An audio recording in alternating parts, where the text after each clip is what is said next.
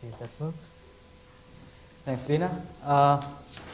So yeah, I'll be talking basically about this project that's recently started at the University of Cambridge called Digital Manufacturing on a Shoestring. I'm the day-to-day lead on this project.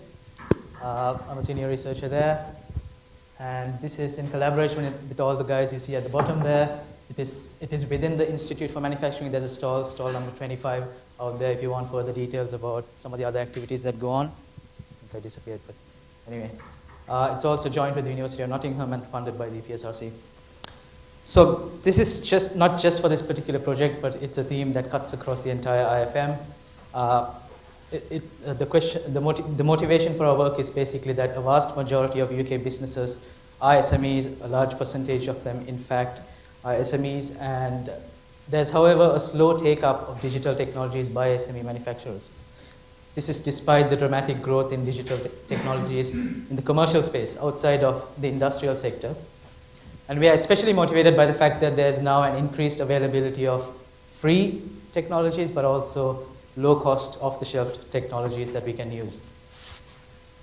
By looking at the literature, by talking to some of our SME partners, I guess two of the major concerns that we've noticed are a fact that a large percentage of the companies consider missing digital skills or the need to upskill as one of the key hurdles to their digital transformation. There's also quite a large percentage considering the fact that at least the perceived investment in technology and the perceived investment in operating costs, or the perceived higher operating costs, is seen as another major obstacle. So digitalization in general is seen as too expensive or too complex. And so the way we want to address this is by essentially taking off-the-shelf, low-cost, non-industrial, but commercially available technologies to kind of apply that across the entire manufacturing sector, or the manufacturing, across all the layers of a manufacturing facility, from the supplier chains to the ERP systems in offices, and definitely on the shop floor. So we are essentially looking at taking literally off-the-shelf components and combining them into standard combinations. You could take an example of a data analytics tool combined with a database tool. That might form a kind of a standard combination for multiple SMEs, for multiple solutions that SMEs want, not just for one solution. And we want to combine these technologies in a way that creates full-fledged solutions, and indeed combine solutions to create the entire, the migration of an existing legacy system. We don't want to replace legacy systems, we just want to extend them or bolt on, retrofit them. Some of the research challenges that we're having is we need to have well-defined interfaces to this, and that might also be a first step at solving the problem of the fact that technology is moving so fast. How do we cope with the technology changing so fast, new things coming up? The fact that the Raspberry Pi 4, version 4 came up recently kind of messed up some of the demos that we were doing at the University of Cambridge last month, thinking that this is not possible. For example, 4K outputs, 3 times faster performance, we could have done a slightly different demo. So, but the way to cope with this is, I think, to use standardized interfaces that cut across multiple technologies so that you can literally use that same interface and replace the technology within it. So if you look at the project from the top, it's basically 5 major strands. The first strand is to see what UK SMEs actually want. And they may not know exactly what solutions they want, so we are running a series of digital requirements assessment workshops. We've run quite a few. We've had good numbers attend. We are running a couple in the future as well, and we are, of course, always looking for new events to host these workshops at, so that we can kind of take SMEs from their high-level business needs to specific solutions at the end. We're then looking at, and we've in fact started these activities in parallel, how can available technologies, algorithms, and software be combined into accessible solutions. We want to build solutions that are kind of informed by our digital requirements assessment workshops and not just working in the dark.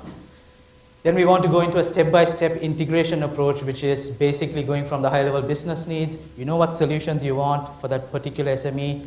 What are the action steps to integrate those solutions on the factory floor? We've already started step 4 as well in parallel. We want to do testing and prototyping on actual SME factories. So we've kind of started a couple of pilots with SMEs to see exactly whether these things work, whether the resolutions, the real-time response, the hardware capabilities and so on that you have from that you get from off-the-shelf technologies, whether they actually work in real industry. And that's definitely one of the questions I would throw to the technologists as well. Are we there yet when it comes to real-time response? Are we there yet when it comes to the resolution, being able to cope with industrial Ethernet standards and so on?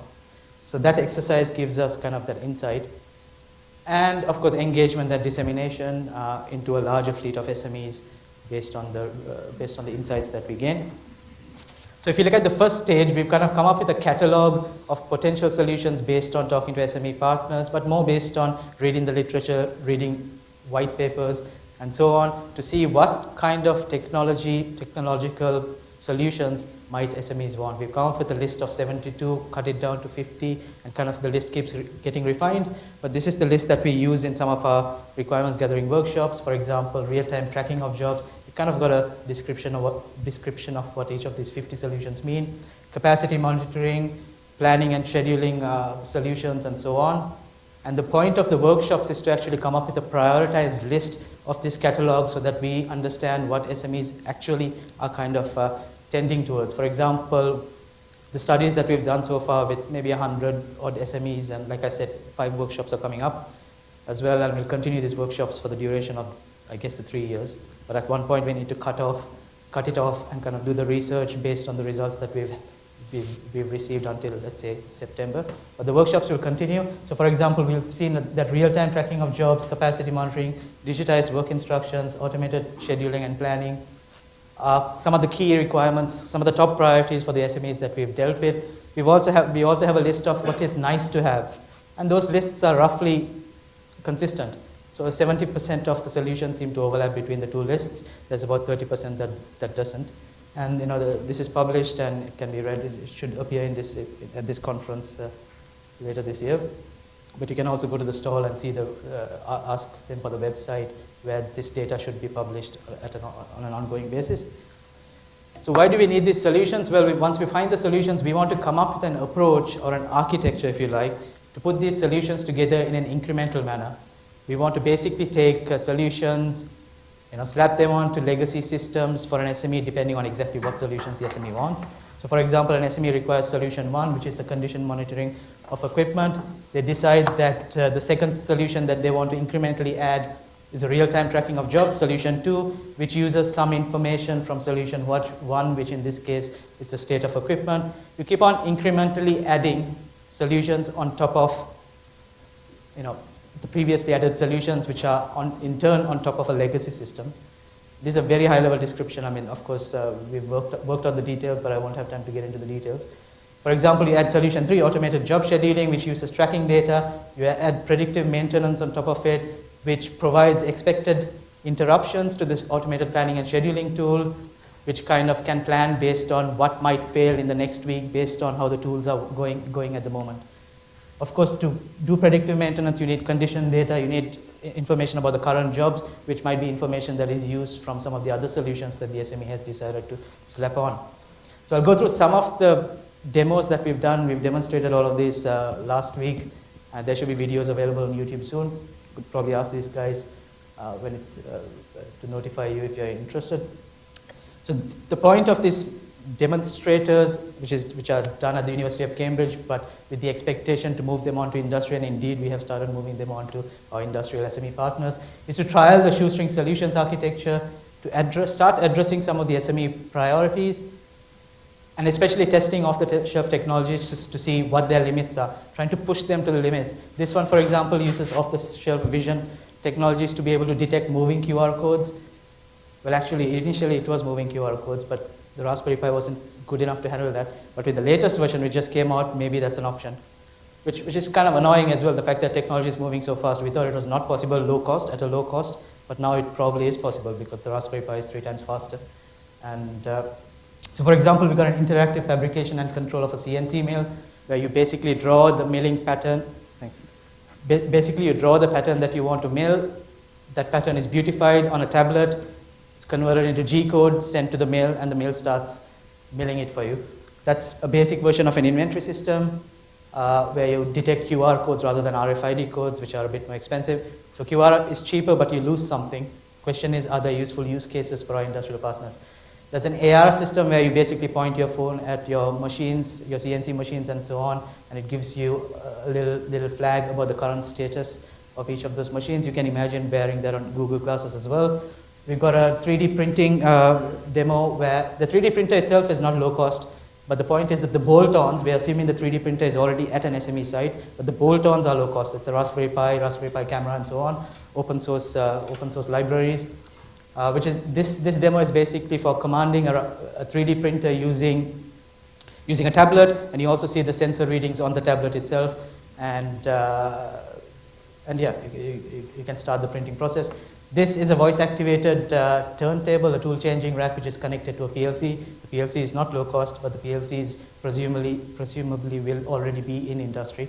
We slap on some low-cost technologies such as an Amazon Echo Dot, and you basically send voice commands to your tool-changing rack. And unfortunately, the Amazon Echo Dot is not able to understand the accent of the guy who made this, who's South African. It's not very good at understanding my accent either, but hopefully in the next year or so, they'll sort out the accents problem. But yeah, look, we are doing demos based on the fact that within the span of this project, which is 3 years, or by the time we reach the halfway point, we are guessing that technology will have moved a little bit more, and we are being mindful of that. We are developing things based on the fact that they'll, for example, sort out the accents problem by next year, hopefully. So just to summarize, we are running requirements workshops, and we are always on the lookout for new places to run requirements workshops. In case we are having, in fact, we are having not quite a requirements workshop, but a big open event in Cambridge at the IFM on the 24th of September. If you guys want to sign up, please go to the IFM stall outside. This workshop outputs that we have recommend solutions for our research team to focus on. Solutions are to be built from reusable building blocks. So the whole point of doing these demos is to be able to come up with useful building blocks that can form multiple solutions. It's not just arbitrary solution building, but what's the approach to putting together building blocks? What are the key building blocks? That's the whole point of doing these demos and pilots. And we've run a couple of hackathons, or rather we are going to, and we've participated in hackathons, and student competitions as well are coming up. And the whole point, the point again is to bolt on solutions onto existing legacy systems, not to replace existing hardware. And we're coming up with an architecture, an approach to incrementally doing that, as I showed you on that previous animation. And that's it from me.